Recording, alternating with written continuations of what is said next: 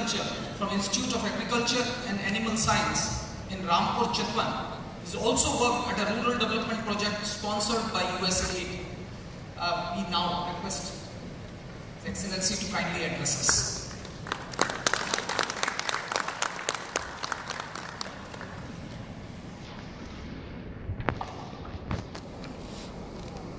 Thank you very much.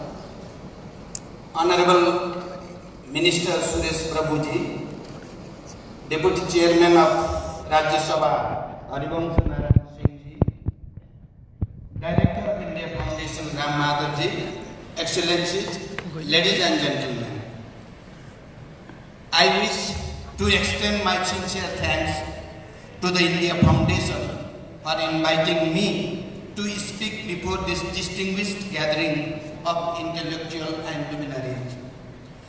I commend the India Foundation for playing an important role in cultivation of ideas and creating intellectual infrastructure on important public policy issues. In its 5th year this time, India Ideas Conclave has not only become a flagship event of a different nature, but also a unique platform for generating, stimulating and sharing ideas that ultimately contributes to create a conducive atmosphere for more harmonious and prosperous society. Ideas about what we are as human beings and as citizens of our respective countries. Ideas about what we want to be as society and where we want to reach as states and global community.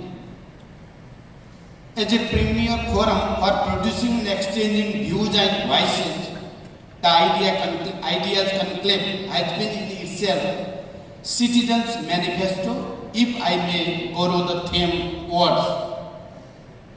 Ladies and gentlemen, ideas do not incubate in vacuum. They are the response of human minds to specific material condition and context. They are the result of human imagination and creativity.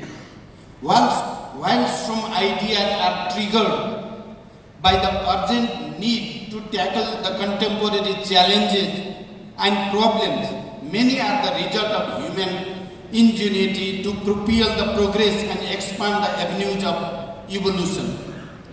At the advent of every new epoch, some groundbreaking ideas have played the transformative role in the history.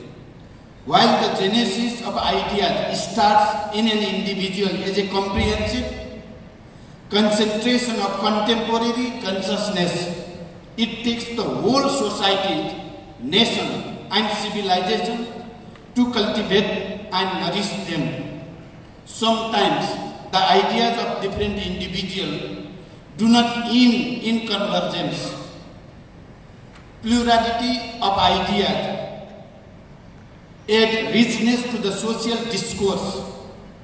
It is the social space for conversation that contributes in harmonization of the ideas. As a result of the interaction and exchange, ideas crystallize. They attain broader ownership, deeper meaning and purpose to a newer height.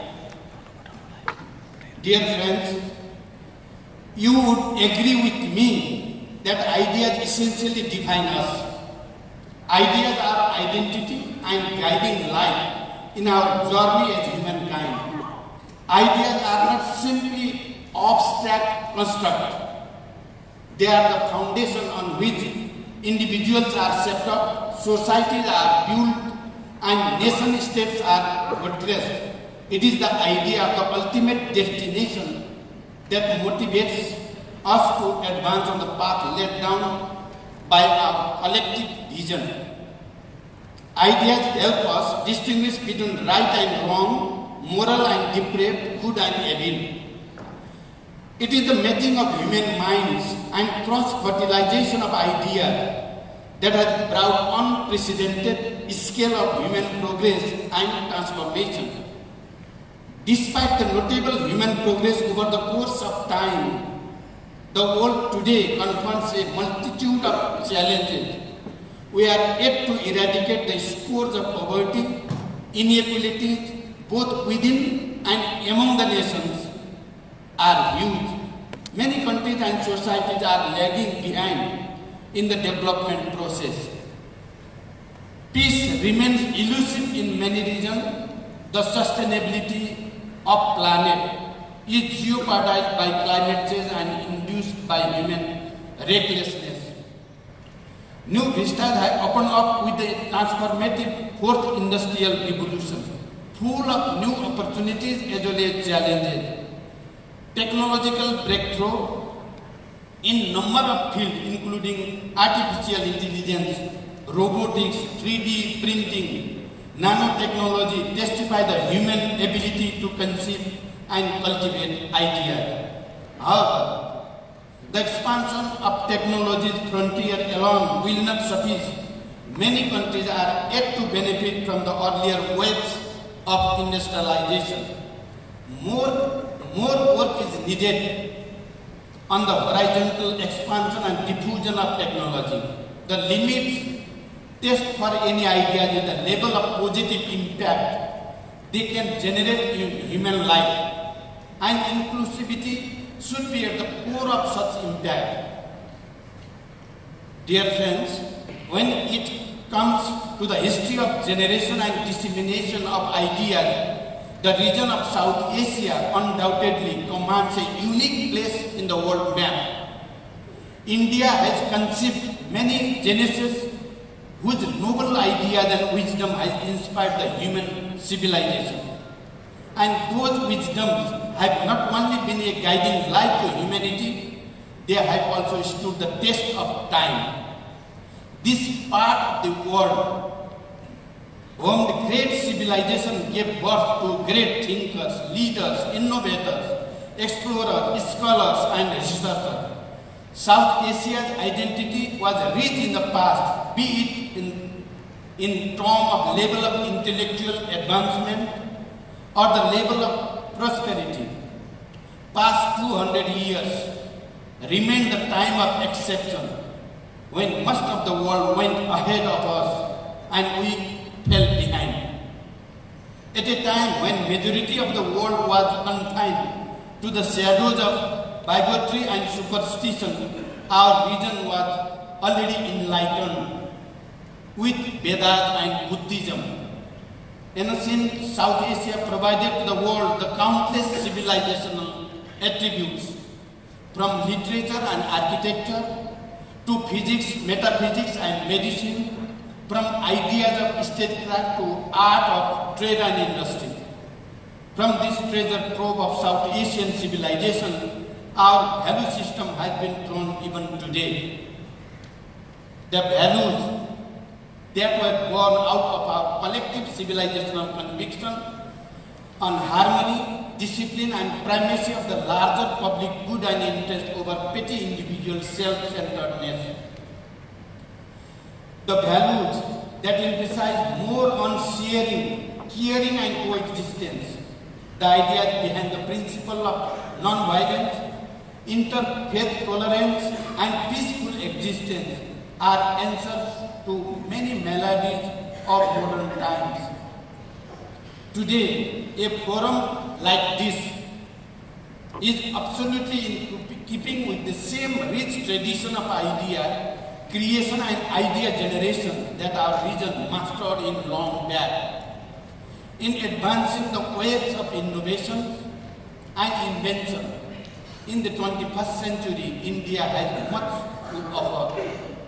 Dear friends, as I stand before this august assembly of idea generation and opinion makers, I deem it pertinent to share the collective ideas of 28 million Nepalese and their dreams, vision and aspiration for a better future.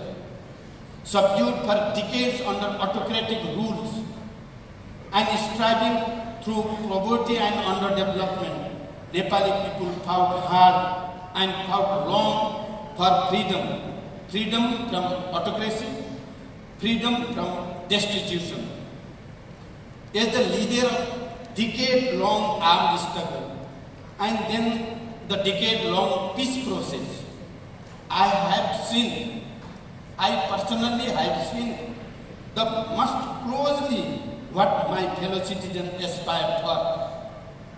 While in armed struggle, my focus was on awakening the most suppressed and marginalized section of the population, instilling in them the dream of better future, and enlightening and empowering them. It was a great time of social awakening, rooted in the most remote part of the country. In a matter of few years, force of feudalism started to be shaken up, and voices for freedom and democracy reverberated loudly and resolutely. While armed struggle was about awakening and empowering people, the historic peace process was a course to institutionalize the agenda that people aspired for. Process to found the kind of polity that would serve people best. A process to translate people's enlightened idea of desired socio-political arrangement into the constitution fully owned by the people. I personally have seen every ups and down, every twist and turn of this historic peace process and this historic democratic transformation. Dear friends, today we have the constitution that we can safely call our Citizens' Manifesto. Citizens' Manifesto both in terms of the process and in terms of the content. Process because for the first time in Nepal's history, the constitution was written and promulgated by the inclusive assembly of representatives directly elected by the people. Content because it institutionalized the people's dream demonstrated in the decade-long struggle. A manifesto that has committed for continuous improvement through necessary amendment. Continuous improvement through necessary amendment according to the aspiration of the people. A manifesto that seeks to promote a strong sense of civic values and preserve the national identity of Nepali people. Ladies and gentlemen, we have managed post-constitution transition as well upon the successful conduct of election at all three levels of governance last year. Following the election, government has been formed at the center as well as province with a robust popular mandate. Decades of political instability and painful transition, we are finally able to cherish a prospect of stable government which is essential for development. Having thus accomplished a political process, our focus is now on the other aspect of people's freedom, mainly freedom from poverty, freedom from underdevelopment, freedom from hardship of deprived living, freedom from worry about the basic needs, freedom to pursue the greater goal of life. And to this end, our government is working to realize the vision of prosperous Nepal, happy Nepali. We have prioritized certain sector in our development narrative as well as policy and program. We are fully aware that political gain can only be sustained if we are able to create within a short span of time a robust and healthy economic foundation. We are cognizant of our resources limitation and hence are mindful about the need for the most judicious allocation of the scarce resources. We are thankful for the support received from our neighbors and friends around the world in our development endeavor. We are hopeful that such support will continue. I have no doubt you may all agree with me that peaceful and prosperous Nepal can only contribute to peace, stability and prosperity in the region and beyond. Before I conclude, I must say that our two countries, Nepal and India, have an immemorial history of harmonious coexistence. We are connected by geography as well as history, religious as well as rivers, culture as well as commerce. We are not only neighbors but also close friends. People-to-people interaction and exchange are at the crux which gives us the very unique nature of our relations. The foundation of our relation rests on cordiality, goodwill, cooperation and mutual respect for sovereign equality.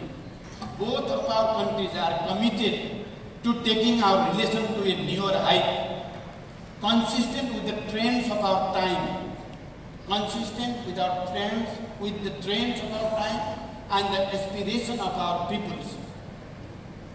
Think tank like this India Foundation could explore more avenues to further expand and consolidate Nepal-India relations in the mutual interest of both countries and their people. I wish the conclave all the success. I stop here and I thank you for your kind attention. Thank you very much.